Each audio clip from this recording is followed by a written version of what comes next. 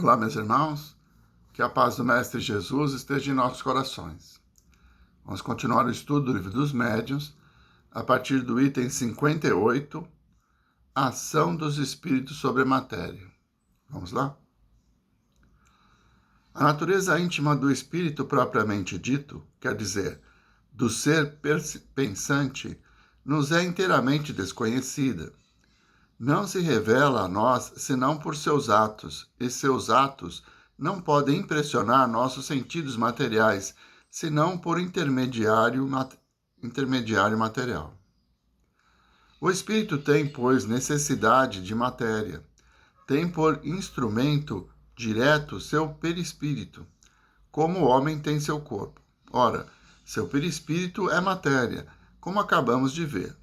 Tem em seguida, por agente intermediário, o fluido universal, espécie de veículo sobre o qual age, como nós agimos sobre o ar, para produzir certos efeitos com a ajuda da dilatação, da compreensão, da propulsão ou das vibrações. Considerada dessa maneira, a ação do espírito sobre a matéria se concebe facilmente e compreende-se, desde logo, que todos os efeitos que dela resultam entram na ordem dos fatos naturais, e nada tem de maravilhoso. Não pareceram sobrenaturais, senão porque não se lhes conhecia a causa.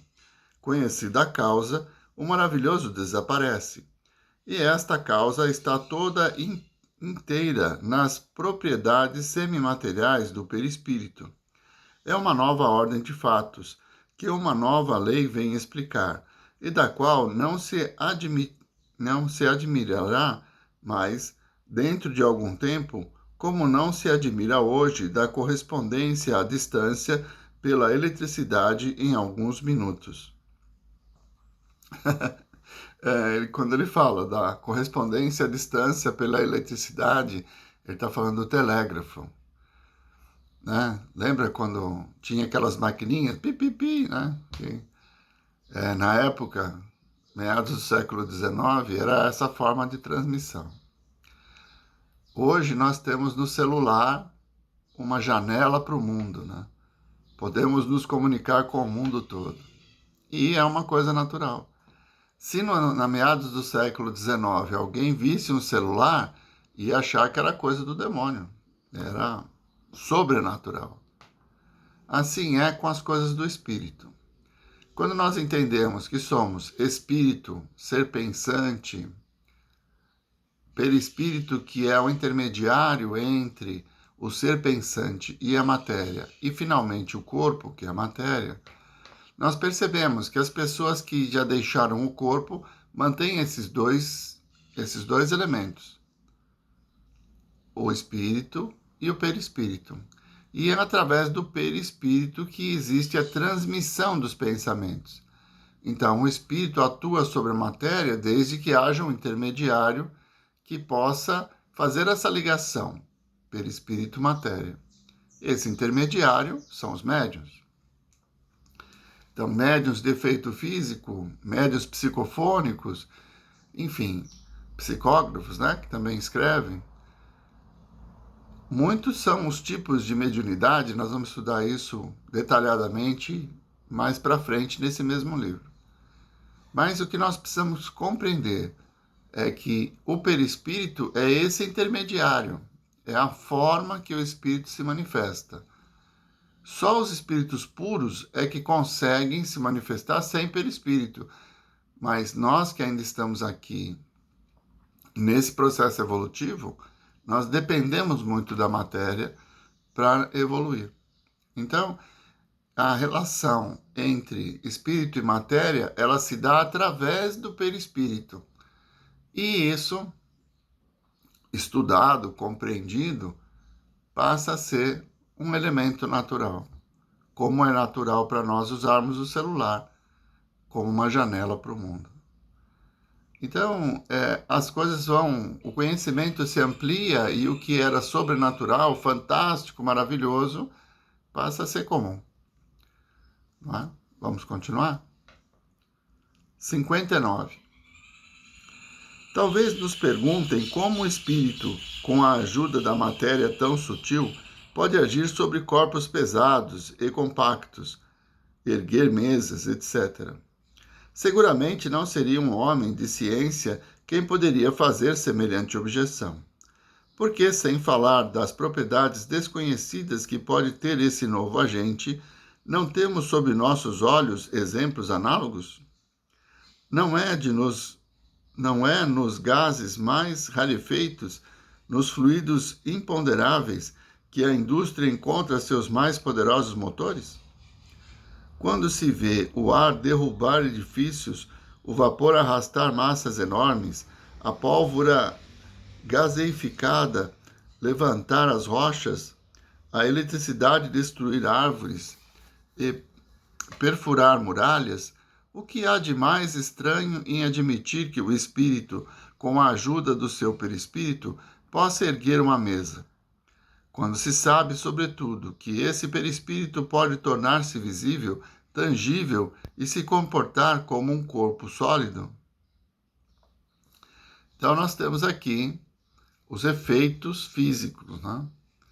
Médiuns de efeito físico. Naquela época, para atrair a atenção das pessoas, era comum, nas reuniões, nós temos efeitos físicos. Então, na época do Kardec, o que chamou a atenção foi justamente o levitar das mesas, a cesta que escreve. Né? Então, tudo isso fantástico, né? Para chamar a atenção para uma nova ciência.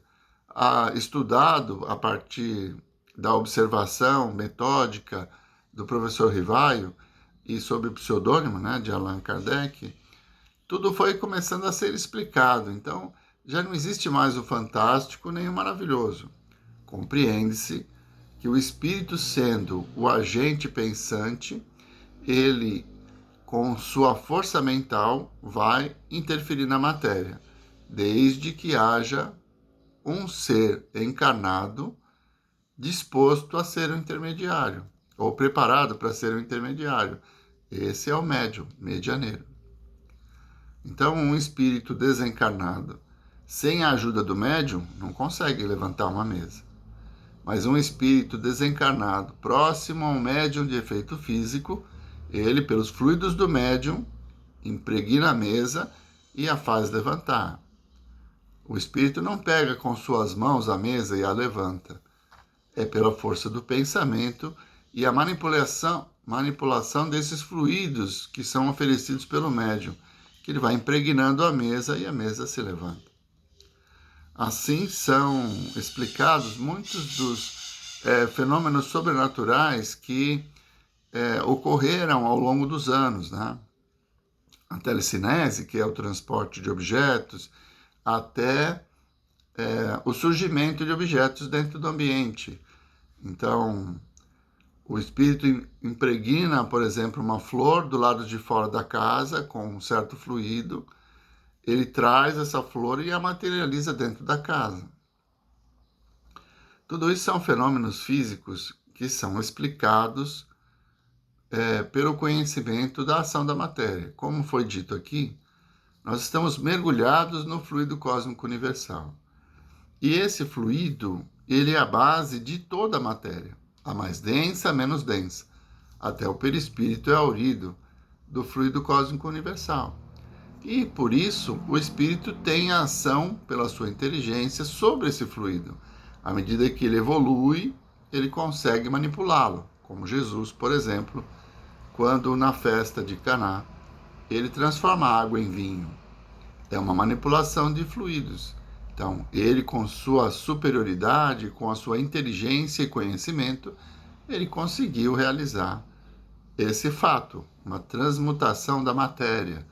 Ele conseguiu apaziguar os ventos, comandar a tempestade. Também isso está relacionado com a evolução, com a inteligência e as experiências já vividas. Bom, nós vamos já parando por aqui hoje, porque vamos mudar de capítulo. Então, continuamos no mesmo assunto, manifestações físicas.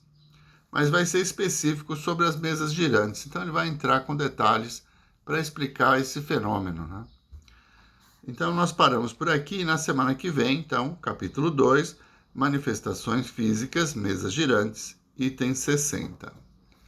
Vamos à nossa prece? Mestre Jesus, nós vos agradecemos, Senhor, por mais essa oportunidade de aprendizado e conhecimento.